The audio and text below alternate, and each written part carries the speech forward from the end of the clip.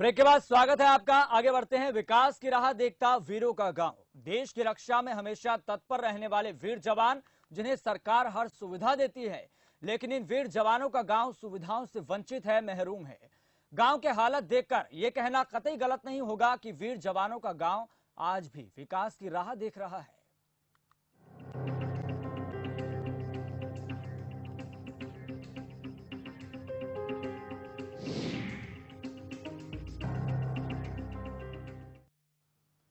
हरियाणा के झज्जर जिले का बिशाहन गांव वीर जवानों के नाम से पहचाना जाता है। जिले के युवा देश के लिए समर्पित हैं।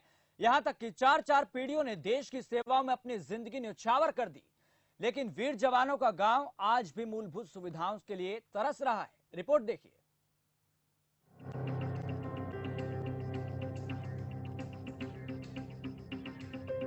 डिफेंस ये है जो देश सेवा कर सकते हैं, उसी का ये नतीजा है। आज उन्हीं की जो शिक्षा है जो है वे सारे ज्वाइन करना चाहते हैं अपना डिफेंस की तरफ से। दूसरा पानी की समस्या बाढ़ की, तीसरा पीने के पानी की, जो पीने का पानी है, तीसरा बस की समस्या है बहुत भारी। इस गांव में सुविधाएं बहुत कम है। गांव में यातायात का साधन है नहीं, यहाँ से लड़कियों को भेजना और जो है इस तरह से बड़ी समस्या है।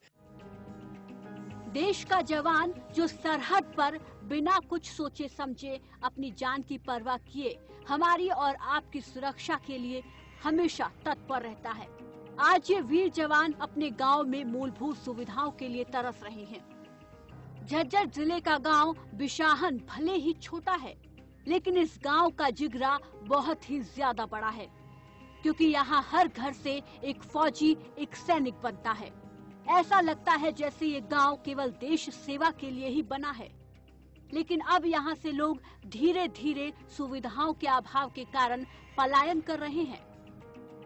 जब ये गांव यहाँ बसा तो यहाँ जमीन कम थी और ये फर्स्ट आते ही इन्होंने भाई ये उसमें डिफेंस में स्टार्ट कर दिया जाना। तो जो हमारे जो बुजुर्ग थे जिन्होंने वहाँ जाकर डिफेंस में वह चीज़ देखी है, तो उन्होंने उन सभी अपने बच्चों को प्रेरित किया, बट डिफेंस ये है जो देश सेवा कर सकते हैं, उसी का ये नतीजा है। आज उन्हीं की जो शिक्षा है जो है उसी की वजह से हमारा जितने भी बच्चे हैं, यंग जनरेशन है, वे सारे ज्वाइन करना चाहते हैं अपना डिफेंस की तरफ से। हम चाहेंगे कि हमारे जो गांव की इस तरह की समस्याएं हैं उनको हल किया जाए और सरकार तक इस आवाज को हमारी को पहुंचाया जाए, ताकि गांव से लोग पलायन न करें शहर की तरफ। 2500 से 3000 तक की आबादी वाला ये गांव पूरी तरह से देश के लिए समर्पित है। यहाँ एक पीढ़ी नहीं बल्कि चार पीढ़ियों से यहाँ के जवान देश की रक्षा कर रहे हैं। देश सेवा का जज्बा इस गांव की मिट्टी में कुछ ऐसा है कि दादा, पिता, बेटे और पोते हर कोई देश की सीमा पर जाकर देश की रक्षा कर रहा है। इस गांव की मिट्टी से कांस्टेबल से लेकर सेना अध्यक्ष तक निकले हैं।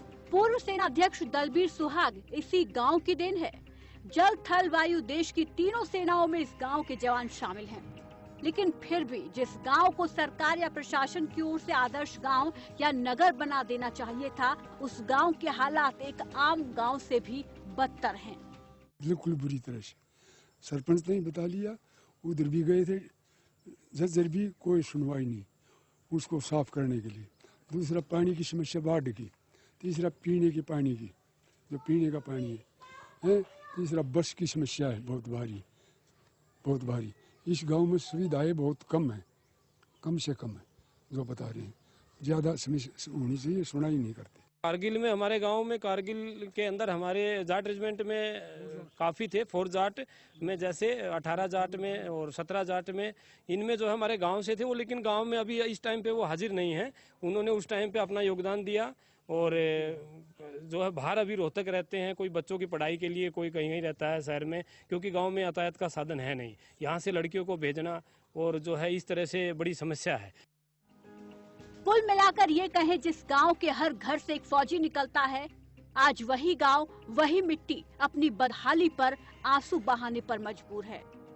खबर फास्ट के लिए झज्जर से सोनू धनखड़ की रिपोर्ट।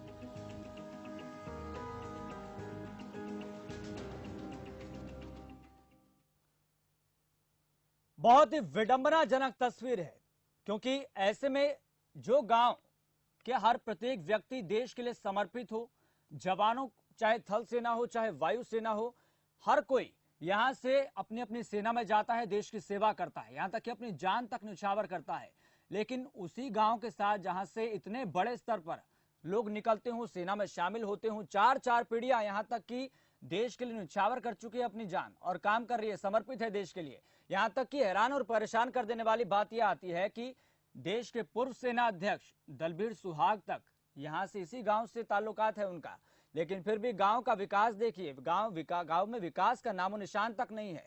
मूलभूत सुविधाओं से गांव वंचित है, महरूम है। तो ऐसे में किस तरीके से उम्मीद जताइएगा? विधायक, सांसद कम से कम इतनी तो उम्मीद कर सकते हैं कि जो गांव का विकास है, विकास की ओर अग्रसर हो, उन्हीं गांव की फहरिस्त में शामिल हो जो बहुत तेजी से आदर्श गांव कहे जाएं। ऐसे में बहुत चौंकाने वाली बात है, बहुत से सवाल भी खड़े होते हैं, क्यों गांव के साथ सुतेला व्यवहार किया जा रहा है। आपको बता दें कि हमारे साथ इस खबर पर ज्यादा बातचीत के लिए हमारे संवाददाता सीधा झज्जर से जुड़ चुके हैं सोनू धनखड़। सोनू धनखड़ जी, जिस तरीके से यहाँ देखा जा रहा है कि मूलभूत सुविधाओं से गांव वंचित है, क्या सांसद विधायक को गांव की परवाह नहीं है? देखिए, ये सब सांसद विधायक को परवाह होती तो आज ये गांव के हालात ऐसे ना होते, क्योंकि जिस गांव ने, आपकी बात दोहराना चाहूंगा कि जिस गांव ने हर घर से फौजी दिया हो, यहाँ तक कि जो सेना अध्यक्ष तक इस गांव की देन है, उसके बावजूद भी इस गांव के हालात दयनीय है। कहीं न कहीं न केवल सिस्टम पर सवाल खड़ा कर रहा है, बल्कि कितनी सरकारें आई, कितने विधायक आए और गए, कितने सांसद आए और गए, सभी पर सवाल खड़ा है। क्योंकि जो गांव के देश के लिए समर्पित है, उस गांव के ऐसे हालात कहीं न कहीं बहुत बड़े सवाल खड़ा करता है। जी यस। और ऐसे में आपसे जानना चाहते हैं कि गांव में कौन कौन सी सुविधाएं नहीं है, तफसील से बताइए। गाँव में ये सुविधाओं की जहाँ तक बात है, जो मूलभूत सुविधाएं गांव में होनी चाहिए वो इस गांव में नहीं है। कहने को तो इस गांव को एक अच्छा दर्जा दिया जाएगा, लेकिन बावजूद इसके यहाँ अच्छी सुविधाएं नहीं है। सबसे बड़ी समस्या यहाँ पीने के पानी की समस्या, उसके बाद यहाँ पानी निकासी की समस्या, इसके अलावा जो जल भराव की स्थिति होती है हर साल बारिश में, क्योंकि किसान इस गांव में है और जो लोग हैं खेती पर भी आधारित है, तो हर साल गांव की जो पूरी फसल है वो बर्बाद हो जाती है, पानी भरा रहता है। और इतना नहीं, गांव की जो गलियां हैं वो भी पूरी तरह से तालाब में तब्दील रहती है, पानी निकासी में होना, साथ ही साथ पीने पानी की समस्या, और सबसे बड़ी समस्या यातायात की सुविधा, कि एक ऐसा गांव जहां हर घर से फौजी है, उसी गांव में परिवहन की व्यवस्था न हो तो कहीं न कहीं एक बड़ी लापरवाही देखी जाती है सरकार और प्रशासन की। बड़ी हैरान कर देने वाली बात यह आती है सोनू कि यहाँ पर पूर्व सेना अध्यक्ष तक इसी गांव से ताल्लुकात रखते हैं और उनके गांव का ये हाल है, तो ऐसे में सभी दूसरे गांव से क्या उम्मीद रखी जाएगी कि वहां पर कितना विकास हुआ होगा जमीनी स्तर पर। ऐसे में हमारे सांसद विधायक क्यों भूल जाते हैं कि देश का विकास करना है तो गांव का विकास करना बेहद जरूरी है, लेकिन गांव का विकास नहीं होता तो इस तरीके की तस्वीर सामने आती है कि यहाँ पर गाँव मूलभूत सुविधाओं से वंचित है, महरूम है।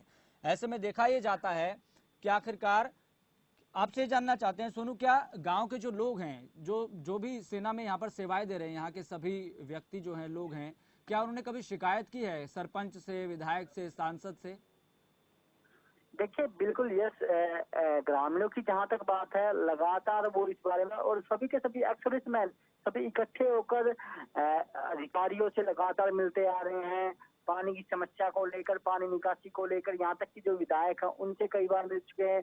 इतना नहीं, जो सांसद है उनसे कई बार मिल चुके हैं।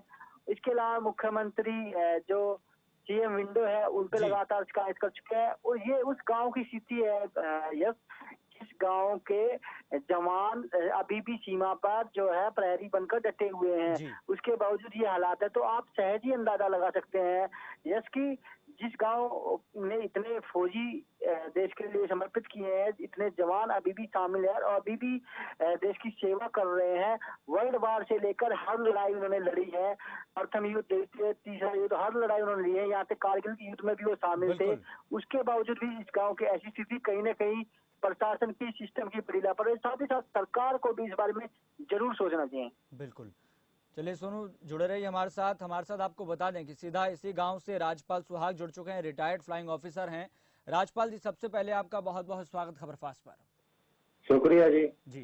राजपाल जी, गांव के साथ हाँ जी। ऐसा व्यवहार क्यों हो रहा है कि मूलभूत सुविधाओं से वंचित है जिस तरीके से देखा जा रहा है कि, और सबसे हैरान कर देने वाली बात तो यह है कि जिस गांव से इतने सेना के यहाँ पर सैनिक निकले हों, अपने न्यौछावर कर रहे हों जान और देश के लिए समर्पित हों, तो ऐसे में गांव के साथ इस तरीके का व्यवहार सांसद और विधायक या फिर सरपंच की तरफ से क्यों किया जा रहा है?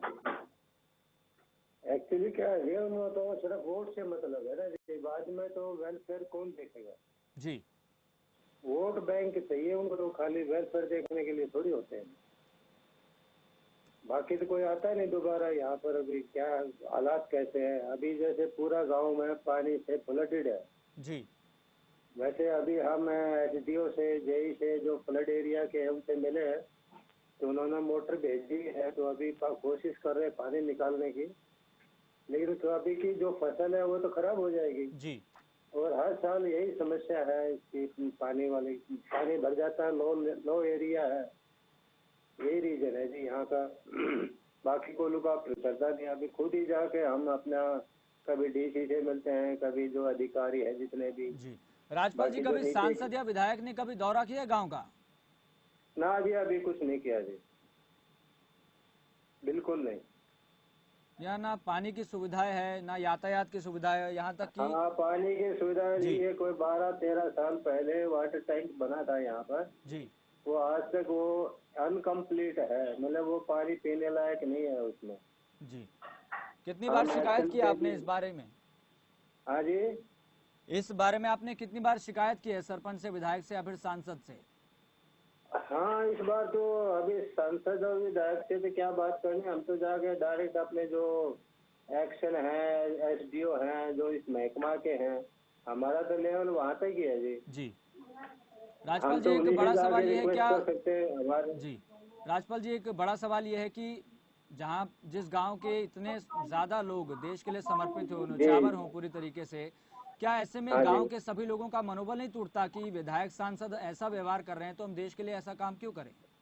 हाँ देखो जी, ऐसा है अभी हाल में एट प्रेजेंट जैसे जो जितने भी अपने अधिकारी हैं जो गांव के हैं, जितने और जी। ऑफिसर हैं, वो सब इसी समस्या के समाधान के कारण ना वो यहाँ से सब अपना बाहर जाके मकान बना लिया। तो 60% जो जनसंख्या है, पॉपुलेशन है, जी, वो अभी हमारे गांव से बाहर रह रही है। यहाँ सिर्फ जमींदार आदमी रह गए, यही रीजन है। न तो कन्वेंस है यहाँ पर, कोई गाड़ी, बिल्कुल। कोई बस लगी हुई है कहीं, जी, गवर्नमेंट की कोई बस की सुविधा नहीं है।